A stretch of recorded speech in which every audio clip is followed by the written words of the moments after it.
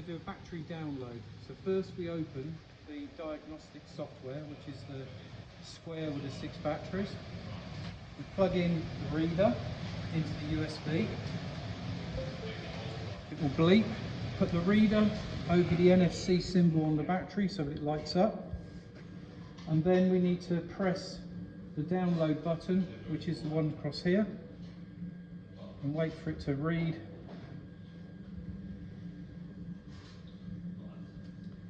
If it doesn't go the first time, just click it again.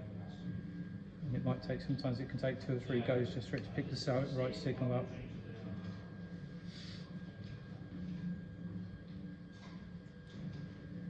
If it doesn't take it first time, just stop, unplug, restart the program again, and then plug back in again, wait for it to bleep, and try it again. Sometimes it just takes a couple of times to get the reading through. There you go, so now it's saying reading in progress. And that's the download done from the battery. So you can remove the reader now. You don't need it to show you anything else on the battery itself. So having done that, we can then go into the different screens on the battery to show the information that's recorded. So in this case you have the battery cells, so the 8 banks of cells, each showing the voltage that are in there. And then you have the difference between the highest and the lowest voltage is 0.2. Everything's in green, so it's not a problem. It just now needs charging up. So in the normal world, if it's fully charged, it'll be somewhere about 4.5. As long as there's nothing in red and below 2.5, then you know everything's perfectly okay in the battery. From there, you can go and start to look at the tools. So you take it onto the multi-tool system, and it will pick up various different products which have actually been used on it. So this is a secateurs, and each one you click will change and show you if it's actually been operated on it. So the Livium, which is a vine remover, the chainsaw, various other pruners. Once you've done that section, you can change it to number 2, where you have blower, hedge cutter, strimmer. And if I go back to hedge cutter, you can see it's been on a hedge cutter for 3 hours and 30 minutes. No faults have been recorded whilst it's been used. On the strimmer, it's had 4 hours and 10 minutes. Again, there's no recorded faults anywhere. This has been on a mower for 10 minutes, obviously just on the trial. On the mower side, you can even see the left and right wheels to see if there's any faults come up on those. So it shows you that information from the sides. It shows the total number of hours that battery has actually been used, which is 5 hours and 34 minutes. And basically the wattage it's used is 477.3.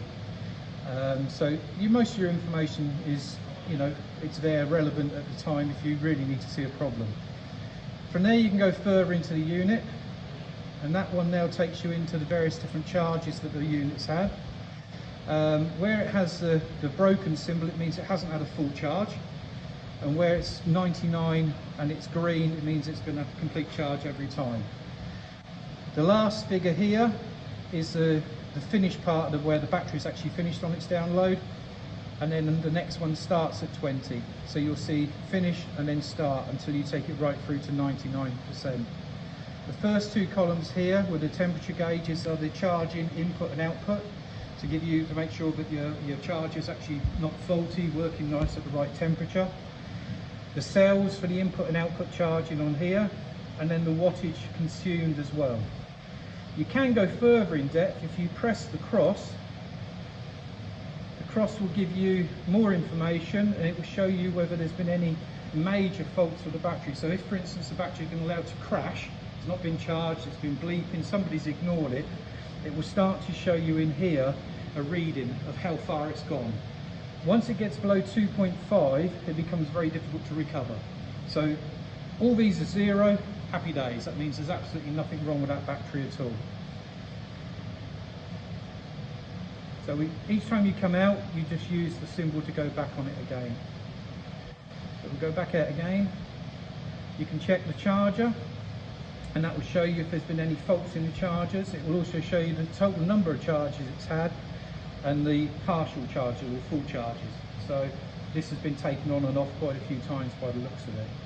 And you can print that. If there is a fault with the charger, this will start flashing red, so you'll know fairly quickly that you've got a fault on there. From there on, as I say, really and truly, there is other screens that you can hide in behind here if you like, but we don't normally like to show that on a day-to-day because it's the information behind that the technicians really use as opposed to day-to-day. But from the day-to-day point of view, your most important thing is that this one here will show you how long the battery was being operated on each cycle, so on each charge cycle. So whilst you've had it here for your demonstrations in the last week, you've actually done 1 hour and 17 minutes with that battery.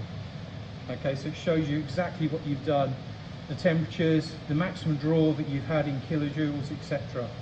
We can go further into it and it will actually show you exactly what tools it's been on, but we know that already from the tool screen, so we know it's been on the hedge cutter and the exceeded.